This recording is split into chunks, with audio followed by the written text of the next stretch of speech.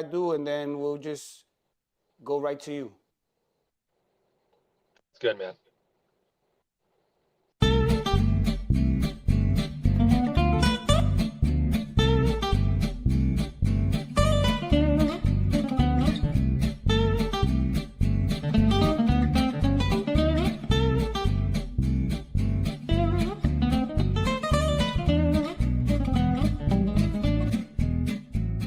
Let's talk about big dick energy. Aren't you sick of it? She's like, no, I'm enjoying it. But I don't mean the big dick. I mean the energy. When someone has big dick energy, that seeps into other parts of his life, and then he has excess confidence in other areas that's unwarranted, and that's how Russia invaded Ukraine. Never let a man know. Never let him know he's got good dick. You want an insecure man who's clinging to you because he thinks this is my last. Let me know, TJ1. Welcome to Evolve and Focus Podcast. What's going on, everybody? Welcome to Evolve and Focus Podcast, the podcast where ideas come alive, perspectives collide, and knowledge is shared. I'm your host, Vlad, and I'm happy to have you join me on this incredible journey of discovery, inspiration, and meaningful conversation. Today on the show, we got stand-up comedian Allan Fuks. Fuchs. What's going on, Allan? How you doing? What's up, man? It's Fuchs. It's Fuchs?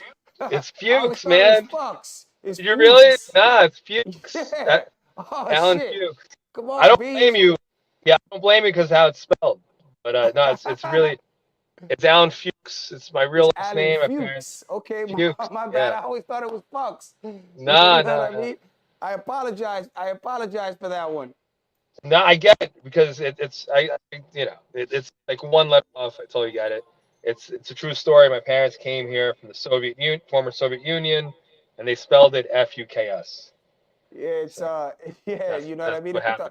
I always thought it was freaking, you know what I mean? Because it's FUK. I'm thinking, I was about to ask you, I'm like, yo, how do you go through life with with a name like, but thank you for clearing that up, bro. Yeah. So, yo, Yeah. I'm glad to have you on the show. This show Thanks is for having me, man. this show is created specifically for people like yourself, myself, who are trying to come up and things out, and you know what I mean, achieve their goals and their dreams. So, you know, if you want to tell our audience a little bit about yourself, where you're from. Now that we know the correct way to pronounce your name, at least I do. So if you want to tell us a little bit about yourself, that'll be cool before we start and before we get into the questions. Yeah, no problem, man. Yeah, thanks for having me on your show. Yeah, so my family's from the former Soviet Union. They came here. I grew up in the Bronx, South Bronx, the projects, because they didn't have any money.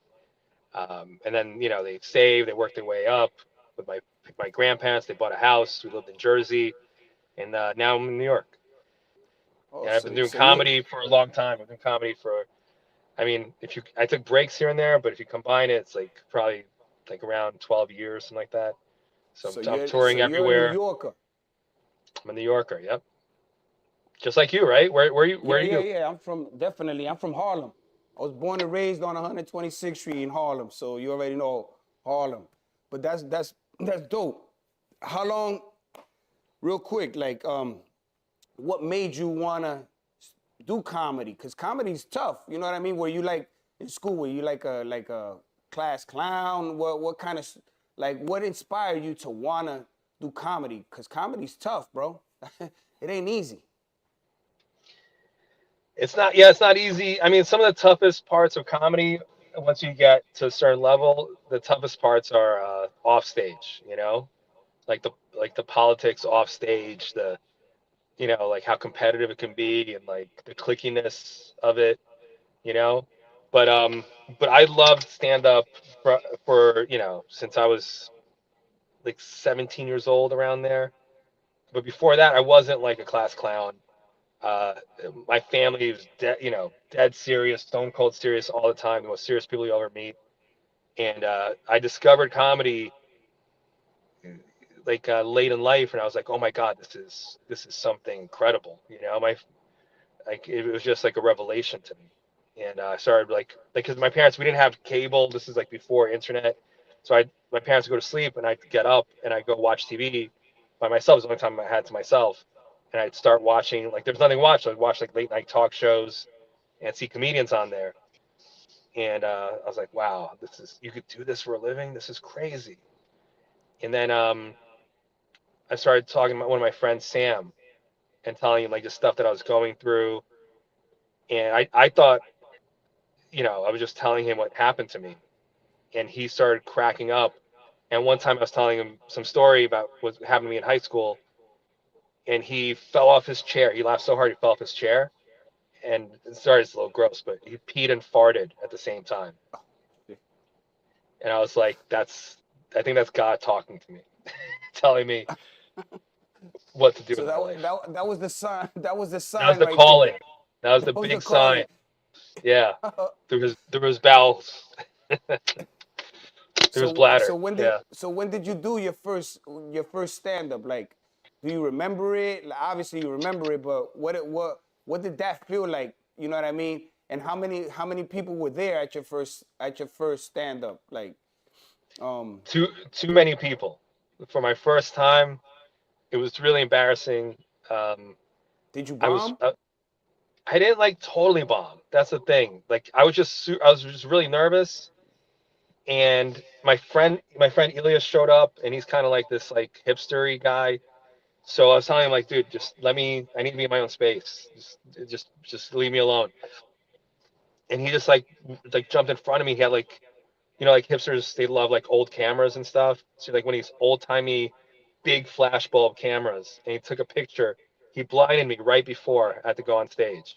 I couldn't see anything. And then Oh I go shit! on stage and I'm spinning around in a circle. I'm so nervous.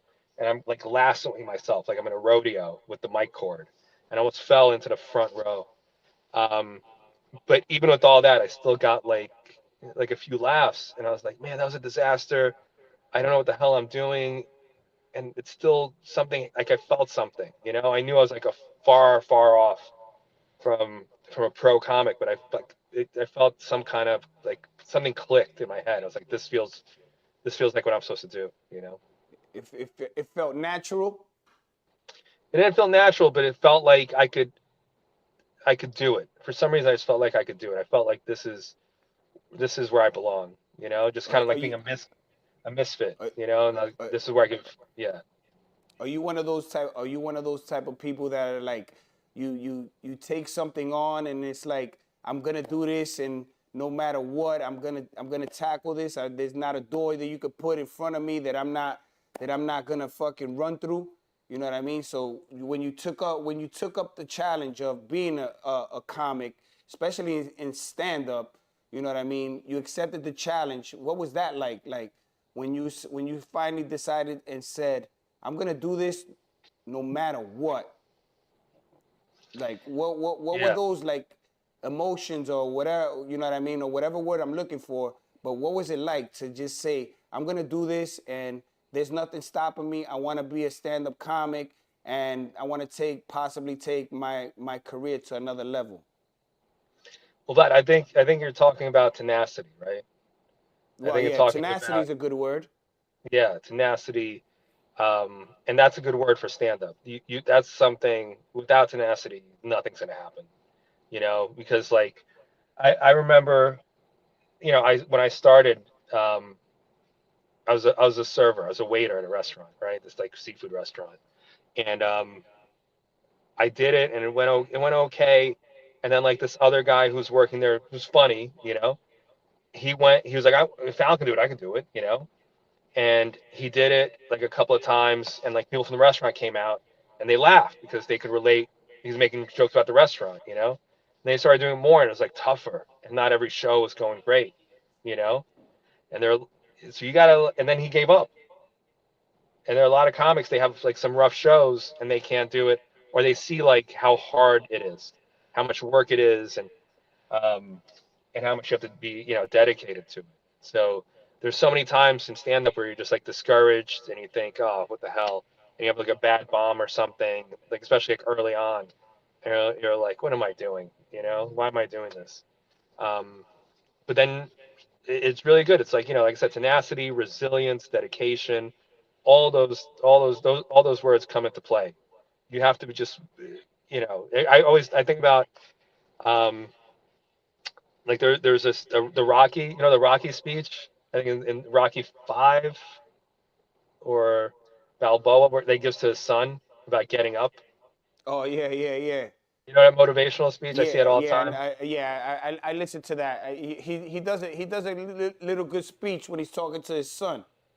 Right. So it's not about how hard you hit; it's about how hard you get hit and bounce back. Right. Yeah, exactly. Fall forward. Don't fall backwards. Yeah. Fail Yeah. fail forward. Right. Yeah, Right. that's life in general, bro. You know what I mean? You have to be able, cause in life you're not gonna win all the time. You know what I mean? You have to fail. You fail a lot more than you do. You fail a lot more than you win. You know what I mean? So Yeah. tenacity is the perfect word. Resilience, fucking discipline. You know what I mean? And you have to overall you have to have confidence in yourself and in your ability, because without that you ain't going nowhere. Yeah, that's exactly right. And I know some people think, oh, it's Rocky, it's cheesy, but even something like a little cheesy, like there's some truth to it, and you could use it. Um, but yeah, I think that's important. You have to really love it to do this. You have to Yeah. you have to be like in love with stand up, deeply in love with it to keep But let me going ask you back. this. Let me ask you this. How do you overcome, like, let's say, because I got you right after you got off stage, right off stage, like, from doing a skit, from doing a set. You know what I That's it. mean? Yeah, yeah, That's what you guys call it, right? A set. yeah. A set, and then like the actual jokes, a complete joke, is called like a bit. Okay, You know. but like, So yeah. how do you overcome a night where things are not going, you're not flowing. You know what I mean? The crowd is possibly not into it, and but you know it yourself that you're kind of flat.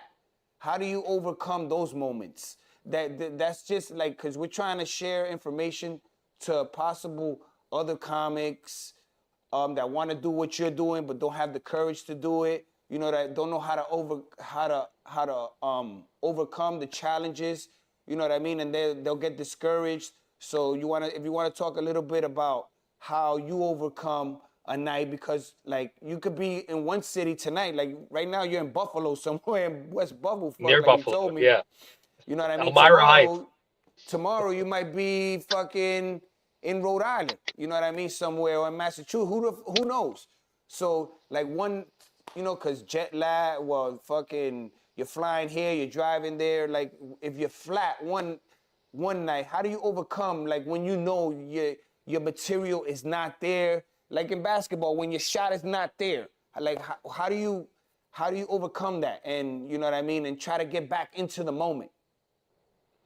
So basketball. So I love basketball, right? I used to play a lot. Um, it is similar to basketball, like, so you take a moment and you're like, okay, what am I doing wrong here? Like take a breather and be like, all right, how did I mess up that play? Um, what can I, like, I'm not playing the right game here. I have to adjust. And the trick is, but in stand up, it's you want to create a world, right? And make sure they're coming to your world, not you're not being pulled into their world. Mm. Okay, so, and you have to create a world that they'll feel comfortable coming to. You have to look. You can't, if they see that you're desperate, if they see that you care too much. It's the right amount of not caring and caring. You know. So, and you have to like adjust it. And you have to adjust sometimes. Sometimes they're like, they've seen like five um laid back, low energy comics in a row. If you come in hot out of the gate, like you just, did a ton of blow or something, they're gonna be like, hey, whoa, Relax. Meet us where we live. Slow down, Yeah, chill. slow it down. Jesus, you know? So that's the trick. It's like meeting them a little bit and having them meet you more. And then like Making it, adjusting as you go. Like bonding is a big connection is a big part of it. Like people have to making relate to you, adjustments, baby. making adjustments. A lot of adjustments. All Like right, the best so coaches, they call audibles, they adjust on the fly. They'll substitute players in. You have to be like sharp and in it and focus, paying attention to what's happening. You know?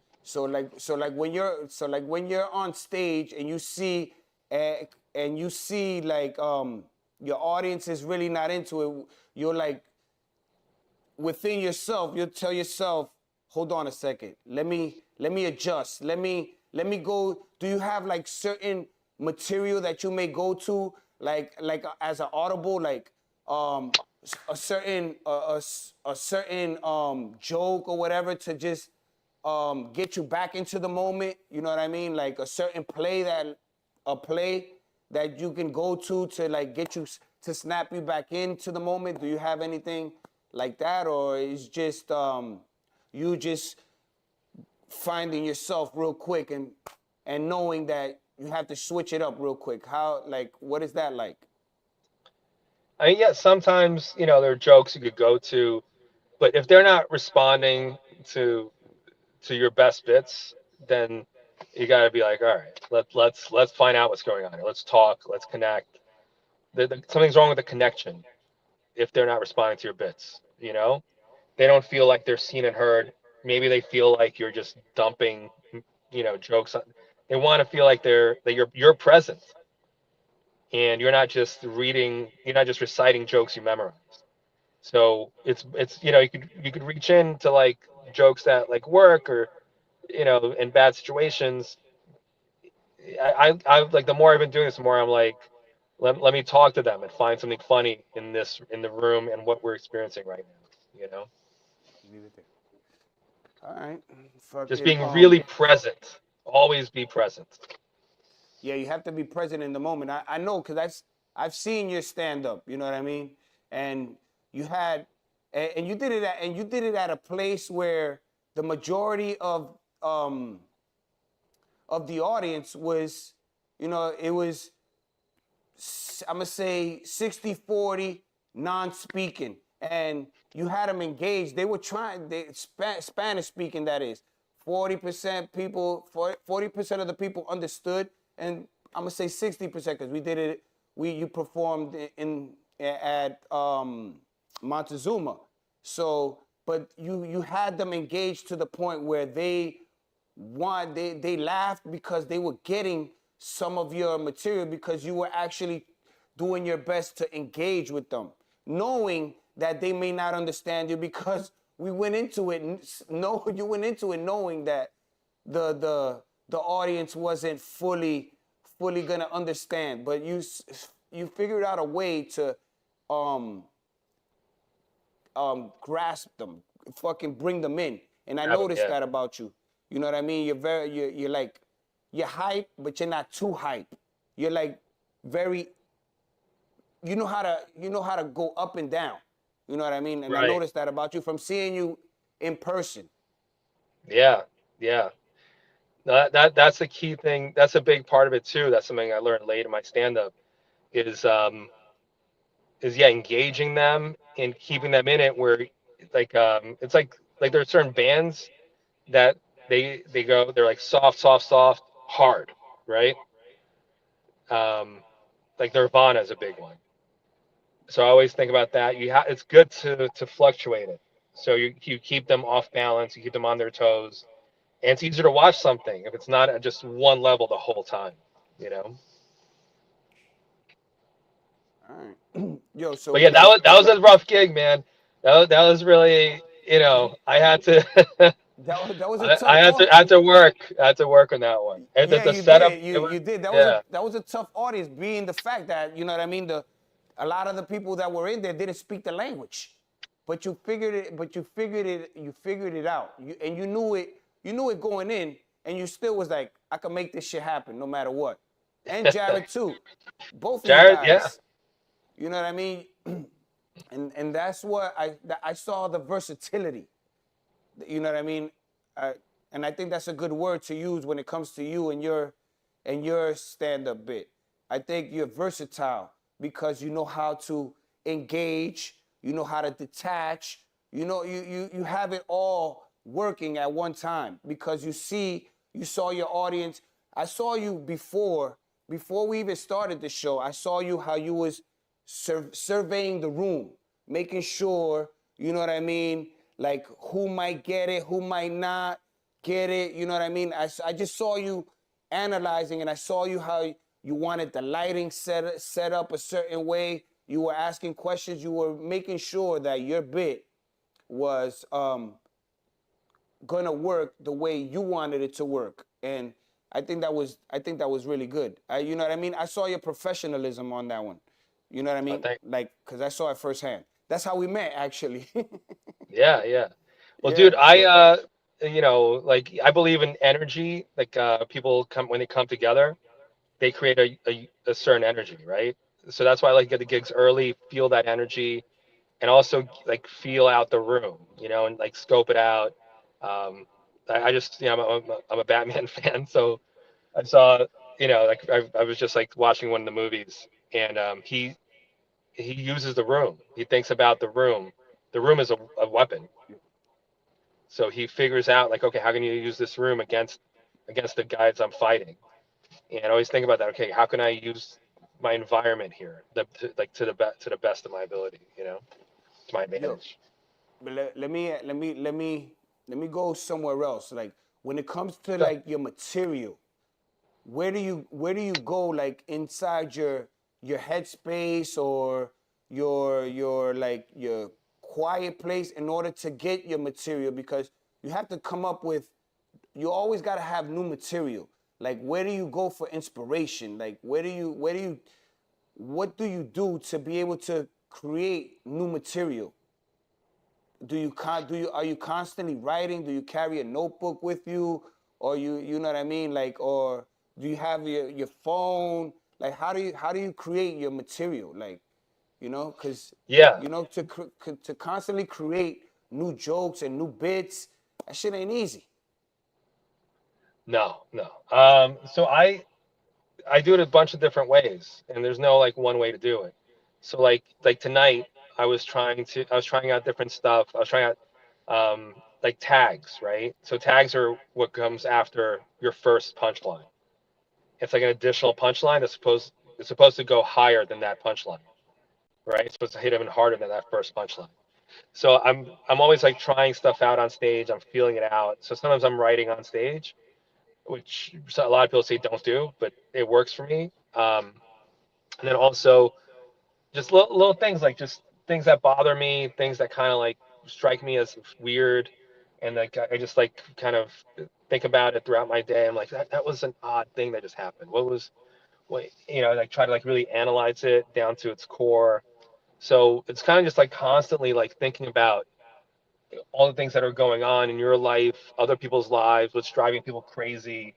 It's almost like being you want to have a thin skin to get the material, and then you want to have a thick skin once you show up. So your head is constantly on a swivel, looking, surveying. You know what I mean? You're always analyzing.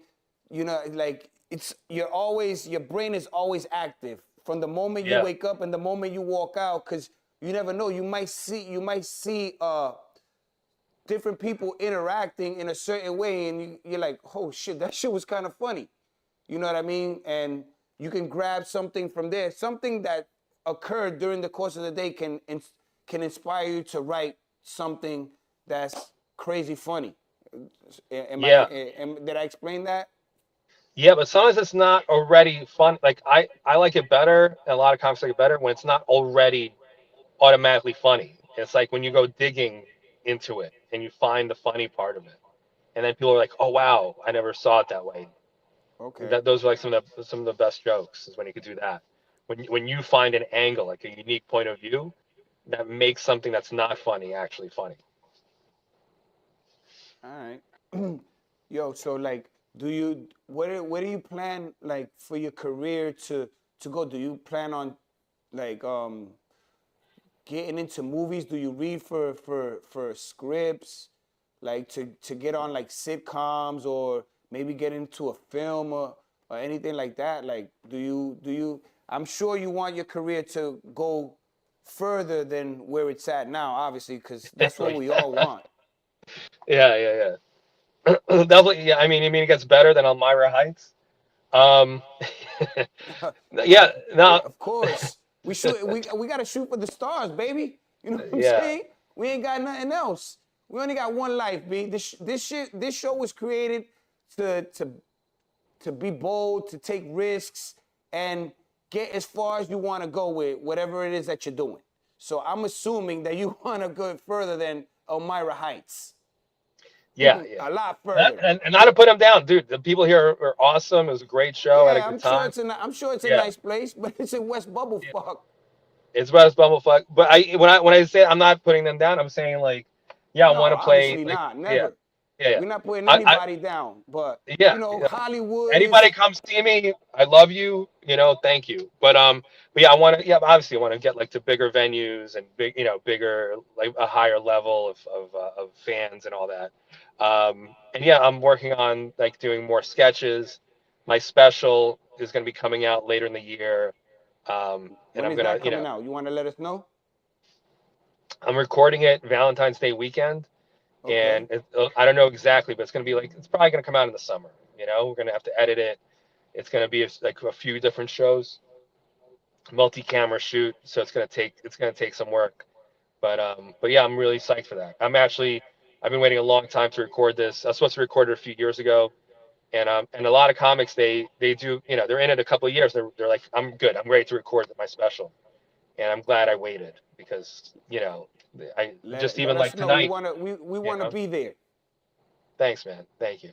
So We yeah, it's wanna gonna be be on there. We wanna be Amazon. there support. Thank you, man. Thank you. Yeah, so it's gonna be on Amazon and then on YouTube. So I appreciate any support. That's great. But yeah, I have bigger aspirations, and we'll see what happens with a special, and then I'm gonna try other things too, and go on more auditions. I've been in commercials, TV commercials and stuff, so I like acting too and writing. So we'll see. Constantly working, baby. That's what we do. We constantly keep working, stay disciplined, stay focused, keep evolving, and that's all we got. That's all we can do.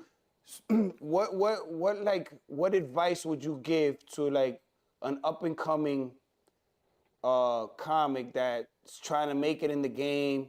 Like what can you offer somebody like information wise, like this certain steps that they may want to take that you may have taken that possibly um you know what I mean that you learned from that they possibly can fucking learn from themselves. Yeah, I guess if that came out correctly, I guess. No, no, I get you. So kind of like we said before, you have to be really driven, and it's like you have to be self motivated because a lot of times you're kind of like the Jay-Z thing. I'm not a businessman. I'm a businessman, right? So Okay, yeah.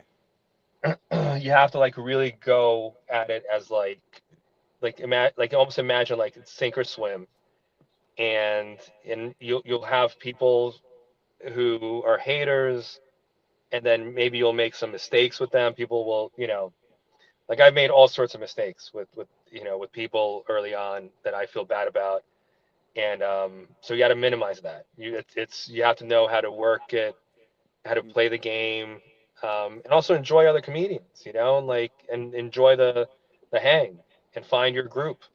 Find a group of really good comics who hold you to a higher standard. So like if they see you do a joke that's hacky, they'll call you out on it. Or if you see them crush, you'll be inspired by them. Um, so that's important, and just yeah, like having a good reputation. If you get into a fight with a comic over a show, maybe you didn't book them, they didn't, whatever, something happened, yeah, let it go. Find a way to make as many friends as possible, and don't piss anybody off. So if that's important, and then really like devote yourself. Write as much as you can. Record yourself. Listen to your recordings. It's hard to, I still have a tough time sometimes where I'm like, I gotta, you know, I gotta watch myself. Some people have, a lot of people have a tough time with that in comedy, but that's the only way to get better and better at it, So you have to like really, you have to play every aspect. It's not just about what you do on stage. It's about what you do off stage too. That's a fact, because the haters are always going to be there. You're always going to have haters. You're always going to have detractors. You have to figure out, you have to find a way to overcome all that in order to be successful. If Yeah, not, and yeah. you have to have that intestinal fortitude in order to be able to achieve your dreams, if that's what you Yeah. want to do. Yeah, and just like be smart about the social part of it, Like my father had this expression like which I'm sure he ripped off from somewhere, but he would say like like a bad peace is better than a good war. So if you have a beef, squash it. There's no before it gets out of hand, and all of a sudden you've animated an enemy who's trying to ruin your rep, which happens in comedy. And people sometimes are a little sensitive in comedy. All right. Yo, listen, I got like a little speed round that I wanted to run by you. You know what I mean? I got a little list here of some comics, and I want to know, you know what I mean, who do you think did it better, if that's cool. Oh man. So I got a little But I just said you gotta make friends. You gotta be careful. You shouldn't piss I'm anybody saying off. though, this is all fun though. You know what I mean? This is Yeah. nothing serious. I have to go to my phone though. Okay. I got Cat Williams versus Dave Chappelle. Who do you think is a better storyteller between Cat and Dave Chappelle? It's tough, man. I love and respect both of them.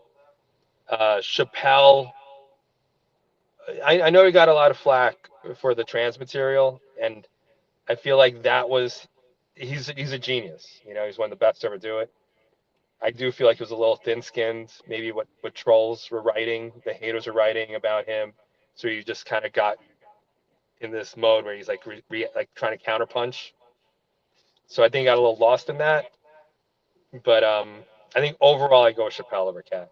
That's really close though. That's really, especially early Cat Williams. That's Yeah, really close. that's a tight race, but I think you pretty much nailed it. Chappelle is like a little bit above Cat.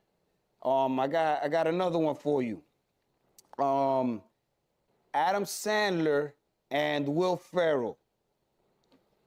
Who has the better comedy films? Oh, comedy film, because Will Ferrell never did. I don't think he ever did stand up. Maybe he tried it once or twice. Better comedy films? That's tough, man. I guess Because I just saw Elf, and he was so good in Elf. That's such I a was just huge thinking of classic. Elf right now myself.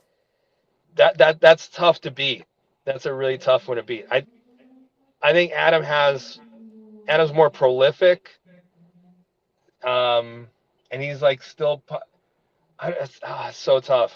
I don't know who I'd pick. I'd say Will Ferrell only because I just saw Elf and Anchorman, so that's like fresh in my mind. But Adam's a legend too. And then like if you throw in the stand up, Adam's incredible. He's like a multi talent.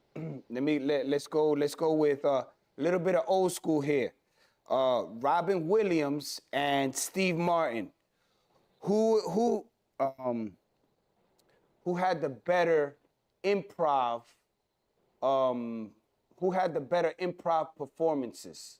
Who do you think was better at improv between Robin Williams, the late great Robin Williams, and Steve Martin? Steve Martin's still alive, right? I think. Yeah, he's still around, right? All right, so yeah. There you go. The late great Robin Williams versus Steve Martin. Steve Martin. So yeah, so if you're talking about improv, just like think of things in a moment, I give Robin, but like with an asterisk, because Robin, a lot of people don't know, as great actor, mega talent. A lot of it's cocaine fueled, but he uh, he had a bad reputation for stealing from other comics. Like to the point, like some comics wouldn't go on stage because they're afraid that he would steal. Who? Who is that? Robin Oh, Williams. oh, for real? I didn't know that. Yeah. So, but he didn't steal everything. He just stole a little bit here and there. And then, from what I've heard, like he would pay the comics off. He would like, if you confront him, be like, Robin, that was my joke. Like you saw me on stage doing that joke, and he would be like, all right, here's some money, you know. But So comics, that shit is like pretty prevalent in the comedy world. Comics stealing other comics bits, right? No. you get a bad rep. That's the fastest way to get a bad rep, and having no one want anything to do with you. You know, All right, you yeah, can't. Stealing is like a big no. Like yeah, that's you know like what I one of mean. the worst things you could do, and everybody like Carlos Mencia. If you look up Carlos Mencia, Joe Rogan on YouTube, that was the big thing, a big one where Joe saw him on stage and he jumped on stage during Carlos's set and called him out on it. Oh And I think he wow. was banned from the Comedy Store for it, but he was right. Carlos was stealing, you know. Yeah, you know George what I mean. Lopez Like you can't. confronted him about he was like stealing like whole chunks from George Lopez, Ari Shafir, and he admitted it. You know, I'm pretty sure he admitted it. Allegedly, I don't want to fucking sue, but yeah, it's a huge like that's the fastest way to just to blow up your career. You know, to like completely destroy your rep. So I give Man, to Robin with that caveat that like he sometimes would steal bits from people. all right, let's go with.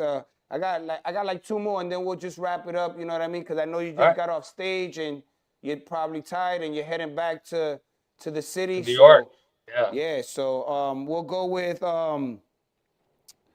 we'll go with Richard Pryor or George Carlin. Who had the bigger Uh, influence? Who had the bigger influence in oh shit. Who or the had the bigger who had the influence. bigger impact in their generation? Um, Richard Pryor or George Carlin? Who would you say out of the two? That's a close one, but I'd give it to Richard Pryor, and because you wouldn't have without Richard Pryor, you wouldn't have Eddie Murphy, right? Mm, Without Eddie Murphy, you wouldn't have Chris Rock. mm. Without Richard Pryor, Eddie Murphy, and Chris Rock, you wouldn't have Chappelle, and also Tony Woods. Tony Woods was a big influence on All Chappelle, right. but So he was the one that opened the door for the guys you just mentioned. I mean, opened the walls. You know, he broke down everything. Like it was a totally that was like the beginning of modern comedy. You know, so every time people don't even realize like so many people took from Richard Pryor. I still hear comics who kind of sound like Richard. You know, so the fact that there's so many things. It was like he had parts that were similar to George Carlin with the social commentary, but then also he went beyond George because he was vulnerable and talked about his pain and all these things that made him look like a flawed person. And George was more just you didn't really know much about George. You knew what he thought, but you didn't know anything about his personal life. All right. So So Richard made like the bigger Richard impact. Pryor was more open. He was more open with his personal life. He just put himself out there. So that's what made him a little bit better, you would say? Yeah, I mean, think about what he did. Like he took some of the most painful moments in his life, you know, fighting with his wife, Mm. drug problems, lighting himself on fire, all these things that he was going through, growing up in a brothel, and he found that's what we were talking before. Like he found the comedy in it. That didn't like just have the comedy that was just easy to pluck out. Like he made it funny, and that was the genius of him. All right. Last one right here, real quick. If we're gonna go with Kevin Hart or Chris Rock, if they were both performing on the same night and you can only afford the ticket to one of those events, whose event would you go to? Chris Rock or Kevin Hart? You can only afford one, but Yeah. they're both performing on the same night. Whose ticket you buying to go see? What Kevin has accomplished is amazing. It's like he's taking comedy beyond rock star level, right? Like he's doing stadiums. He's like he's beyond business. Like he's like everywhere you turn, you see Kevin. He's one of the Yeah, most yeah. You see him a maybe lot. You maybe see him every fucking where. he might be the most successful comic who's ever lived, right? For, damn. I For mean, real? him and like Seinfeld, or I don't know if he's a billionaire yet, but he's probably close. He's probably going to be there. He's probably going to get to billionaire, right? It's just not my thing as much as Chris Rock. I like Chris Rock's, I like Chris Rock's style a little bit more. But I respect Kevin Hart, and what he's doing is amazing. And just being able to play these massive spaces and fill that space with your energy and get everybody on board. I mean, thousands of people. That's you know, you've got to respect that. All right, cool. Yo, we're gonna. I know you're tired. I know you got to get back to the city. I know it's late. I know you're like 5 hours away from home, so we're gonna leave it there. Yo, I really appreciate you coming on, Allan. I really appreciate you telling me, you know what I mean, the correct pronunciation of your name. I won't get that fucked up again. So yeah, for all the viewers, the listeners, if you like what you saw, please like, subscribe, comment. Let us know. Let us know what we did wrong, what we did right, where we could get better. You can follow Allan. If you want to give everybody your social media so they can go check you out, possibly go check you out at one of your next performances. So if you want to do that, that'll be great. Yeah, Allan Fuks, ALLANFUKS. Follow me on social media, Instagram, Twitter, Facebook, all that stuff. And I'm going to be in Toronto coming up, LA, I've got shows, and St. Charles, Missouri. So just hit me up on Instagram, and maybe I can even hook you up with some tickets. Send me all that info so we can put it in the bio. So, you know what I mean? When we load it up, it'll be there. So if anybody wants to check you out, follow you, just send me that. And you already know. Thank you for coming on. I appreciate you, and we'll see you soon. Thanks, Vlad. Appreciate you, man. Thanks a lot. Later, Allan. Peace. And Later. We out. Evolving Focus Podcast, and we out. It's a wrap. Episode 12 is done. Don't even let him know he turned you on. When you're making out, he turns away. Get a vacuum cleaner. Suck up the moisture. Suck it up. Dip your clam in a bowl of rice like an iPhone you're trying to save. Dry it up.